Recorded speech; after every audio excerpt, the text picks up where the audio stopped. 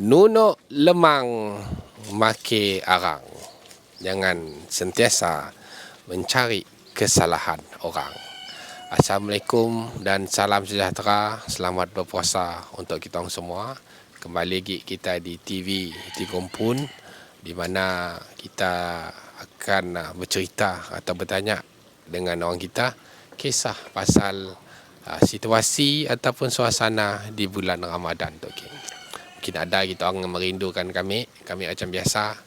Saya daun sansi lagi. Kita bulan puasa untuk menghormati lah. Rambut pun dah semat ke tempat. InsyaAllah nak raya kelak harus semua ada gaya. Okey, macam biasa kami masih nama Lansi Musa Ansi di TV Tikompun, dan di belakang kami itu tengah bekerja sida penjual lemang. Dikatakan lebih 30 tahun dah menjual lemang. Jadi kita nak interviewnya beberapa soalan lah dengan situasi ataupun masalah yang berlaku di sekitar kita tu di bulan Ramadan. Assalamualaikum bang. Assalamualaikum. Waalaikumsalam. Apa khabar tak? Alhamdulillah. Apa nama? Mal. Mal lah. Oh. Mal apa? Mal Lidong. Mal Lidong. Oh. Okey, kita di TV Tikompun dong . Okey, kini tu kita penanggal bulan puasa bang . Oh. Busy sikit kita. Ni tak kita pun tak lebih 30 tahun dah . Oh, kami jual lemang tu dah lebih 30 tahun. Okey. Lemang warisan. Lemang warisan. Tahu orang. Oh, tahulah. Oh, di sini Kampung Nombor. Kampung Nombor.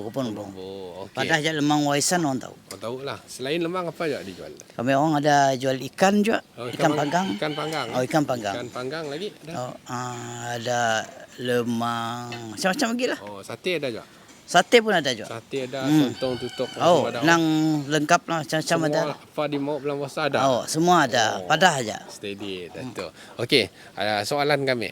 Ada kita dapat anggap situasi tiba aja bulan puasa. Okey, kita akan anggap ada aja masalah.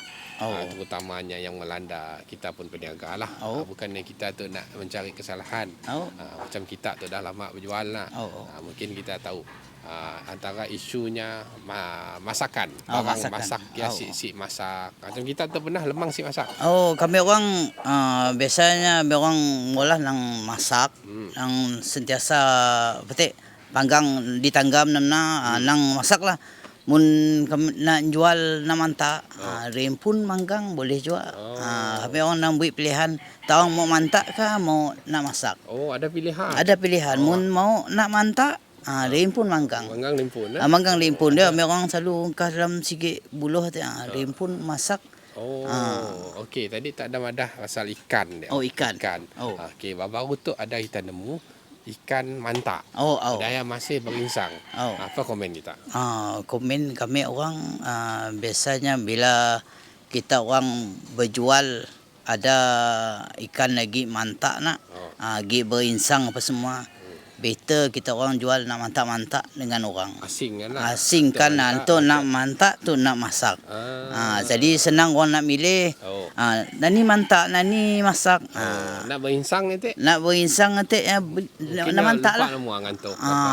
Biasalahnya kepak kali apa ke, nang ditandahnya ke, ataupun yang ambil nang gi hidup ke apa ke. Ya nyuruhnya gi masih berinsang.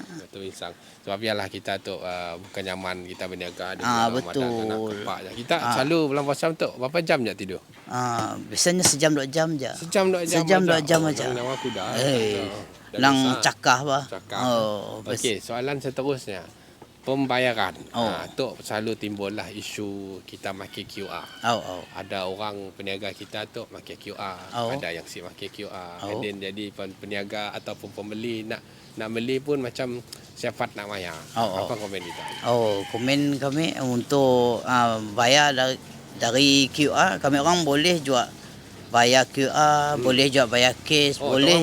Boleh. Utang pun boleh juga. Utang boleh juga. Utang boleh. Mung QR tu bayar double.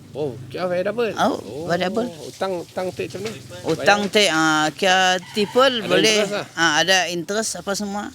Bayar sampai 12 bulan. 12 bulan.